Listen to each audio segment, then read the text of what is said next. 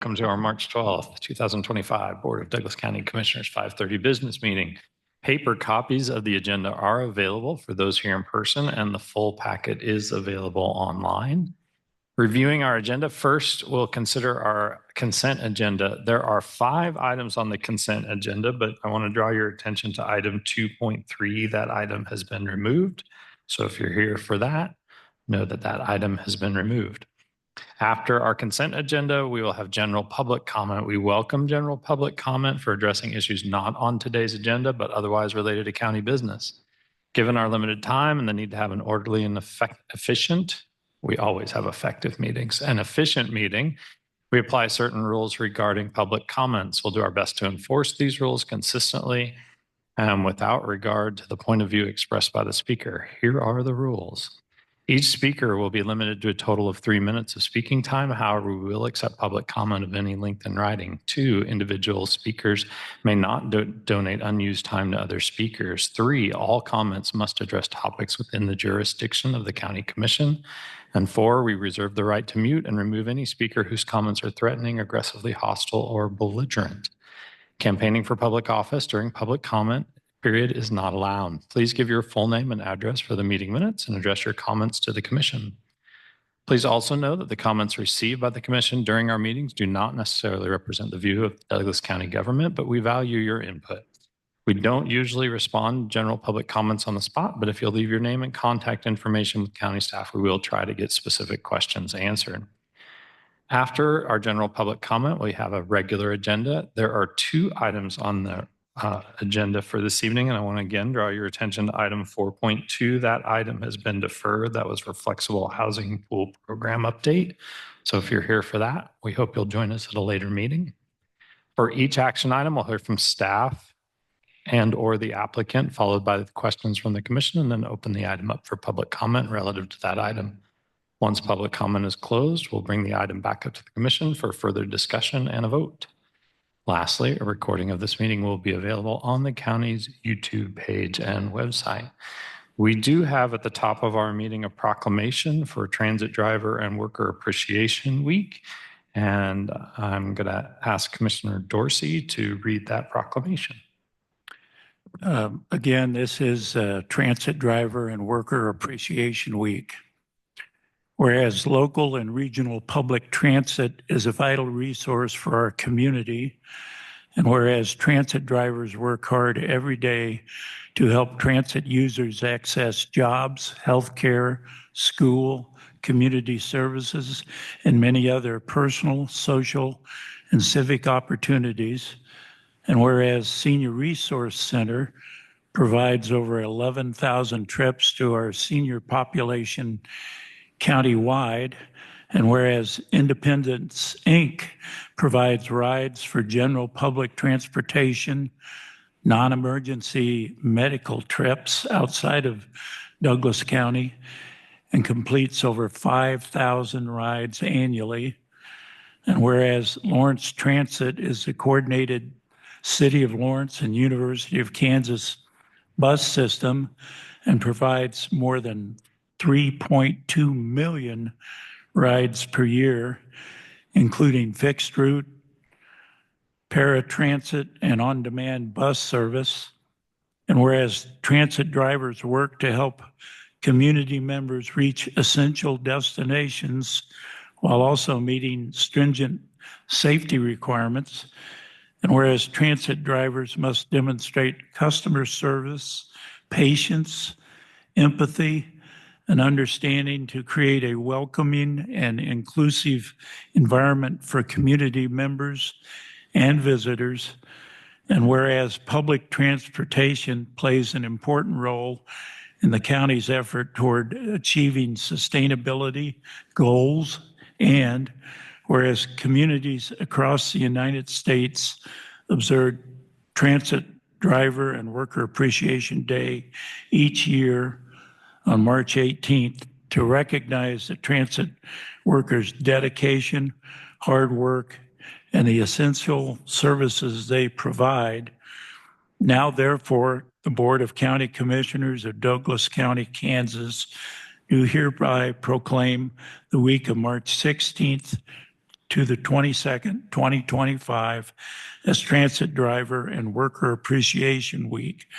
We encourage all residents and visitors to incorporate public transit into their transportation routines, to become advocates for local and regional public transit, and most importantly, to thank our local transit drivers and workers at every opportunity, and any of those in the room who perform that task, I personally thank you.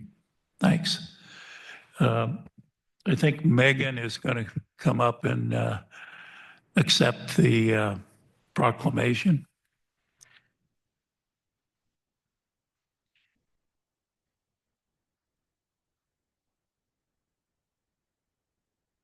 Commissioners, thank you so much. And I really appreciate you reading that, Commissioner Dorsey, because so much of it is just, it's one of those hidden gems of our community. We live in a part of the country where most of us are raised to drive in a car by ourselves.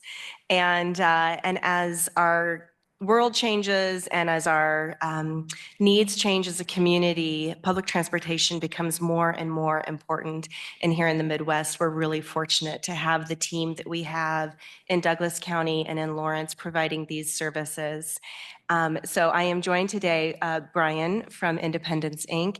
and David and Taylor from Lawrence Transit are here with me. And, you know, none of that would be possible without the people who literally get the rubber to meet the road to make public transportation possible. So I want to thank each and every one of them as well. Thank you, Megan. We'll sign the proclamation here real quick and get it to you. Of course, we can do a photo.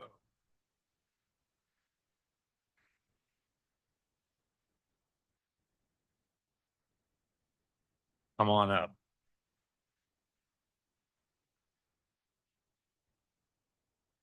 Thank you very much. Yeah, nice to meet you. Thank you. I work for Transdev with the actual.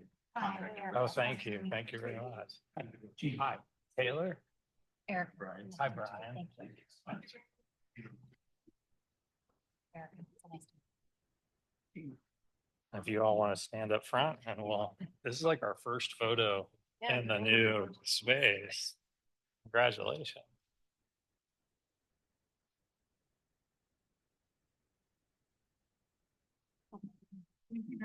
Thank you. Thank you. Thank you, Jake.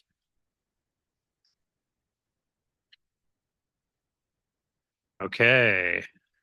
I take the bus every week to Johnson County Community College. I appreciate them very much. It's a very early morning. All right, we'll move on to our consent agenda. Like I said, we have 4 items on our consent agenda. Commissioners, is there any item you'd like to pull for further discussion or questions? Commissioner, I'd just like to make sure that the public understands that the item that was pulled was the East 902 Road conversation, in case anyone didn't grab a copy of the agenda and wanted to make sure that they knew that East 902 Road will no longer be on the consent agenda. Thank you, Commissioner Willie. Anything else? I just had one comment for the public also. Item 2.4, Sheriff Emergency Vehicle Permit Approval for 2025. Sometimes deputies are off duty and in their personal cars, and they may be called upon to go directly to a scene in their personal car without having time to switch to another automobile. So this is granting approval for those deputies to show up in something other than their assigned motor vehicle. So Commissioner Dorsey, if I can clarify actually on that, these are not Sheriff's Department employees. They're not deputies. These are the Fire Chief and Assistant Fire Chief for Fire District 2. They're the only ones who ever ask for this. So, I mean, others probably could, but they don't. So they're responding in private vehicles because that's the only vehicles they have for response. No, that's just the process that they have to go through to come to us. So. Yeah, the actual agency is Palmyra Fire District 2 on these 2. Okay, Thank you, Commissioners. Is anyone here in the public who'd like to pull an item from the consent agenda? Seeing none. Anyone online, Sean? Okay. All right. Go ahead. Commissioner Reed, move to approve consent agenda items 2.1, 2.2, 2.4, and 2.5. Second. Moved and seconded. Any further discussion? All those in favor signify by saying aye. Aye. Opposed? Passes 5-0. We'll move on to general public comment. Is there anybody here at the courthouse who'd like to provide general public comment this evening? If so, we ask you to step up to the podium. We don't have a sign-up sheet tonight, so if you'll just announce your name and address, and you may give your public comment.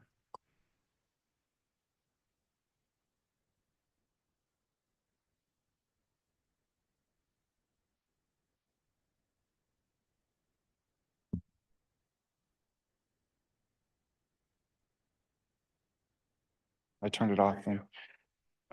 Eric Hyde, 619 East 8th Street, Lawrence, Kansas, 66044. A resident of Lawrence, Kansas. I came here tonight because I have a great idea. And what a coincidence. This building was built by a Haskell. His last name was Haskell. This courthouse building. I just want to say that it's been over 2 months and I've been neglected for coming up with ideas to support Haskell. I announced some stuff at a city commission meeting on February 4th. And no one's given me any credit for that. It's not about ego. It's just about who's the real leader here. But I'll step away from that. Anyway, my great idea is that so the federal government is always liberal or conservative. They've always had problems supporting the Native Americans. So I don't think we need the federal government. I don't even think we need the state of Kansas. I think this county commission can directly support Haskell. They only have what, like $150,000 left they need? Just give it to them. And then we can look at the city of Lawrence funding that as well, supporting them. And then besides that, my other great idea is that if we're going to start doing stuff like this, we can talk about making a county community college with a 4-year program in it. That's of course still free for natives, but also open to the public. So I can go to this university. I've been trying to go there for a long time, but they won't let me. But I would love to go to that university. I think a lot of other people will love it too. And so I think it's entirely possible just to give them the money they need, just support them. And that's it. Thank you. Any other public comment? Okay, checking online. Sean, any public comment online? Yeah, I'll move her into the panel.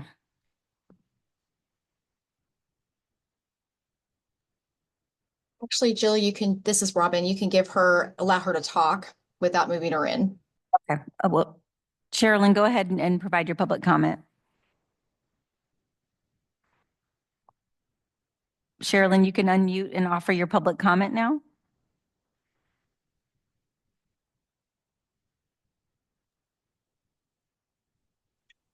Can you hear me? Yes. Okay, I'm very grateful. I didn't know you were going to give a proclamation. I'm very grateful for our public transportation system. I'm really glad that Lawrence got through all this cold weather without someone having, freezing to death or having a bad problem. And I volunteered a little bit. Other people did the heavy lifting. I listened to the shelters meeting, and I wanted to speak directly to them about something, but there was no time for public comment. But I was volunteering down at the church there at 10th and Vermont. And at the meeting, they were talking about they still don't have enough space to put everybody's stuff. And I have heard this from other agencies. There seems to be a problem with people losing their stuff or accusations of stealing and so forth, you know, and people are carrying all their stuff around. They don't know whether they've lost or somebody stolen it. At any rate, there was a woman came in there at 5 o'clock in the morning, and she told me that the shelter had demanded that she leave. And it was like about 20 degrees outside, and she had walked clear from the shelter to downtown. And evidently there was some sort of dispute about stealing. And I think people sometimes lose their stuff. They don't know where it's at, or somebody actually takes it. But she had walked, I think it was about 20 degrees or below that night. And she said she had fallen down the ice. So she walked 4.6 miles in the middle of the night in the dark, and then had gotten down there to the church. Now I realize they have to keep order and whatever, but to have a single woman walking around in the middle of the night when it's freezing cold outside and there's ice on the ground, I just felt like that was, you know, they could have separated the people, called her an Uber, done something.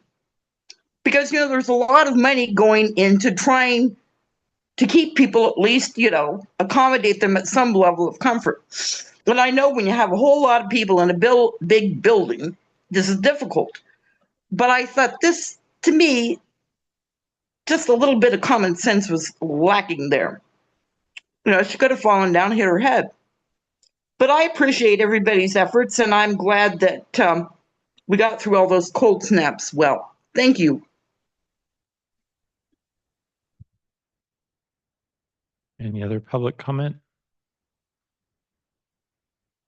None. Okay. We'll close public comment and begin our regular agenda item. And the first and only item is a planning department item to considering a site plan SP 241044 for a cemetery at 1668 North 1400 Road. And Mary Miller is the planner on this item.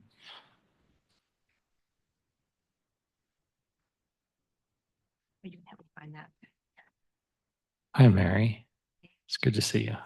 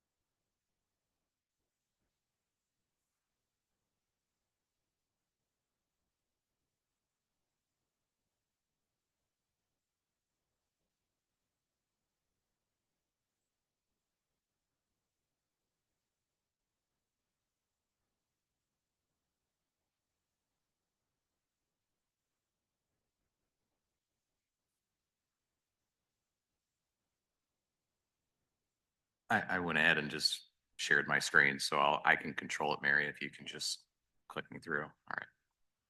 Yeah. Mary, make sure that mic's on. Is it green? There you go. Mary Miller, City County Planner.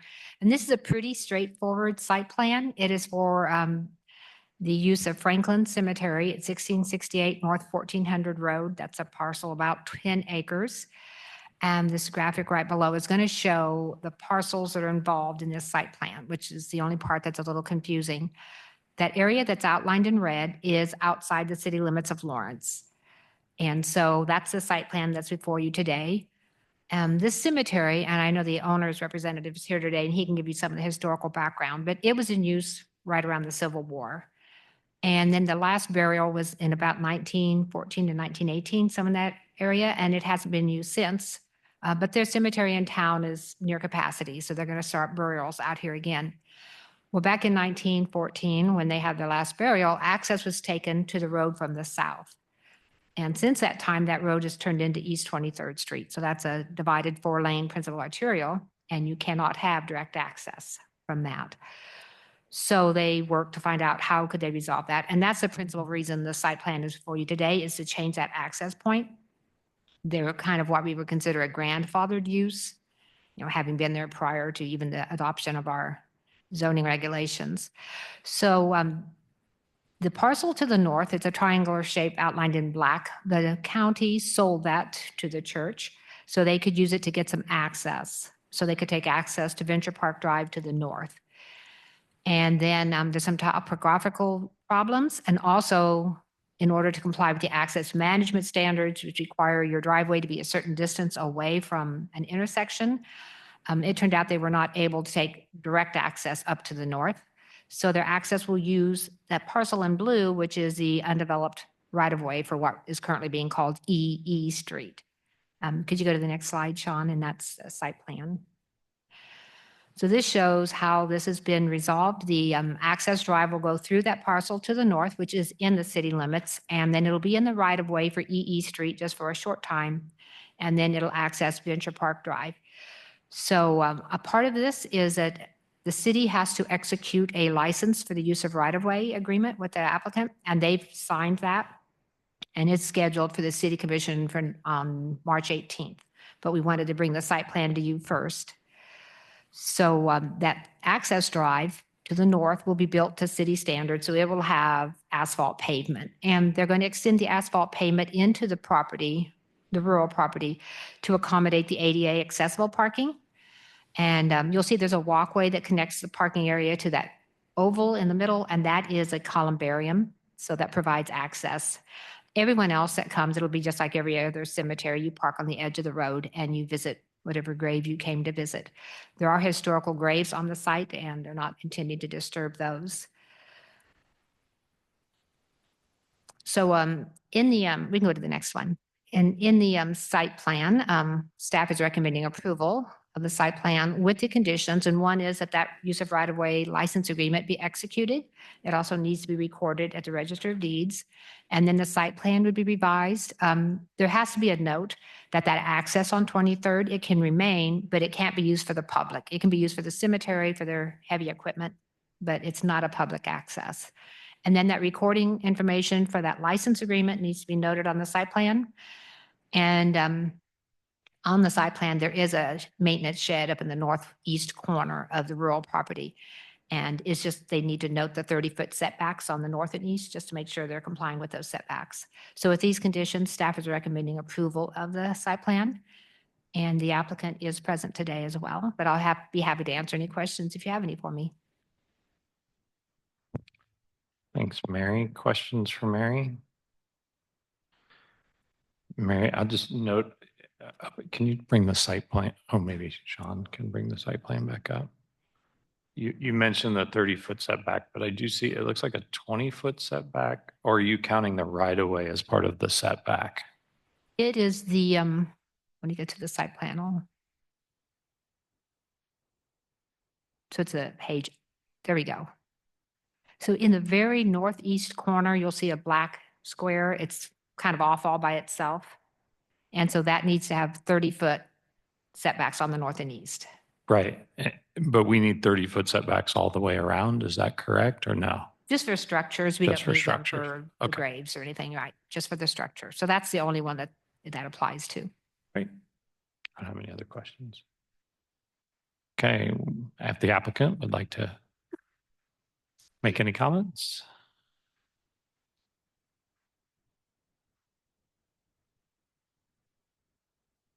Good evening, Commissioners. Dean Grow with Grove Engineering.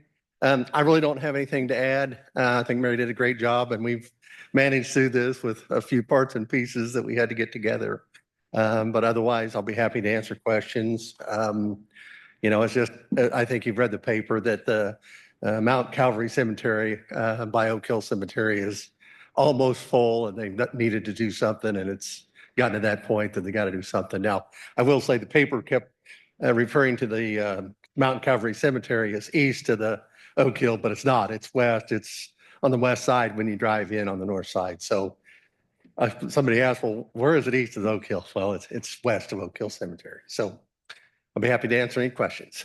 Thanks, Dean. Any questions? Okay, we'll open it up for public comment on this item. Is there anybody who'd like to provide public comment on this item? Seeing none. Anyone online, John? Nope. Nope. Okay, we'll bring it back to the commission. Dean, we didn't have any public comment, so we're not going to open it back up for the applicant unless you have something else you'd want to say. Okay. Commissioners, any further questions, discussions, motions, otherwise? Just to say, I appreciate all the creativity it took to put all the pieces together to make this back to be a functional cemetery, and I'm glad to see our historic cemeteries get some love and attention. Okay, I'll make a motion to approve the staff report SP 241004 based on the findings listed in the staff report and subject to the 4 conditions listed in the staff report. Second. Moved and seconded. Any further discussion? All those in favor signify by saying aye. Aye. Opposed? Passes 5-0. Thank you very much. We'll move on to appointments, and I don't think we have any appointments this week, commissioners. In Sarah's memo, we didn't see any there, so we'll move on to commissioner or administrator miscellaneous. We have a weekly county manager memo. John, do you want to take that one? Sure. Thank you, Commission. Just a couple of events to bring attention to. The emergency management and KU emergency management, Douglas County and KU emergency management are hosting a severe weather night on Thursday, March 13th at 7 p.m. That'll be held at the KU Capitol Federal Building. There is a flyer that's been attached to the memo as well. Also, the county appraiser is holding 2 informational sessions. The first one will be March 24th at 5:30 to 6:30. This is a bit more of a formal presentation about the valuation process and trends, as well as property taxes and the appeal process. The second is on March 31st. That was a walk-in session from 9 to 4 p.m. And then I also want to draw attention to the Final Friday event. We are hosting an event here in our historic county courthouse with the remodel. There is a flyer that's been also attached to the memo with that. I think looking forward to a lot of conversation about the historical features that are in this building, both that were unearthed during the renovation, but also just the historical context of this facility. And then lastly, do want to point out that next week, we will not be having a meeting. So March 19th, there will not be a commission meeting. That is all I have this evening. Thank you. Any questions for Sean?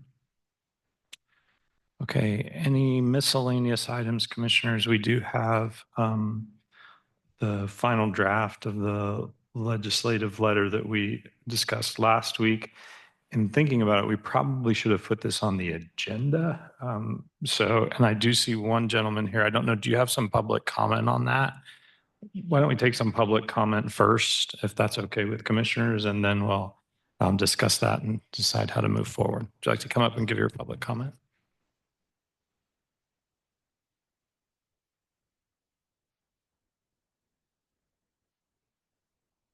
John Ems, Lawrence. Just a couple of comments on the letter. Obviously, the main focus is those things that hit the county that are associated with DOGE. I've been saying for weeks now that DOGE is going to come for a lot of the items that are in the county. And this is, I think, as far as I know, the first time you've reacted back to DOGE. They're not done, and the list is going to get longer. What this means to me is that DOGE is identifying items at the federal level that it does not think is appropriate to be paid for, which of course means they fall down somewhere else if they're in fact covered anywhere else. The idea that was expressed earlier about Haskell making it part of the budget of the county, you could indeed look at every one of these items and ask yourselves if it's appropriate to be part of the budget of the county. Now, you ask the legislative representatives if the county is going to be expected to cover these items. I don't think the federal government's going to, so you're going to have to ask yourselves. And it seems to me it's not simply about the county, it's about whether the people of the county feel like it's appropriate that they should be funded with the people's money that are taxed. So all of these items become something that perhaps if you want to pursue them, they should be voted on. And that's my comment on that. The only other comment I have is kind of a funny sentence. The first sentence of the last paragraph. All three of these legislators are Republicans, and you use the term to serve our democratic country, which, given our polarization in parties, I found somewhat amusing. I mean, you didn't say our Republican country. So some alternatives, just for fun, democratic republic, representative democracy, constitutional federal republic would all be appropriate. That's all I had. Any other public comment on this item? Okay, anyone online, Sean? Okay. Commissioners, you have the draft before you. Are there any changes you'd like to make at this point? Just want to make a clarification that this will go out to 2 senators and 2 representatives that cover Douglas County, correct? Correct. Okay, if we don't have any changes we'd like to make to this, I think we should probably have a motion to finalize the letter and send it on. Does that sound about right, Sean? I think that would be good. This is Commissioner Reed. I'll just go ahead and make one comment before making a motion in response to the public comment that we received, and that in the use of that word democratic, that the intent of that was not about political affiliation or political parties, but I just pulled up the definition, which I had referred to earlier when choosing that word, and it is relating to or supporting democracy or its principles. And so that is what was meant by me when I chose that word, and just wanted to share that response to the public comment. Appreciate the additional edits and comments that were added by Commissioner Willie, and some support from staff, and appreciate drafting that with you as well, and initially Commissioner Kelly. So with that, I move to approve the final draft of the legislative letter and direct staff to send that to all 4 federal representatives covering Douglas County. I second it. Moved and seconded. Just to add one more comment, John, to address yours, lowercase d versus capital D, which is very different. Yes, I know you caught that, but yes. Yeah. So we have a motion and a second. All those in favor say aye. Aye. Opposed? Okay. Staff will go ahead and send that letter on to our senators and representatives. Is there anything else, commissioners, for this evening? All right, we are adjourned.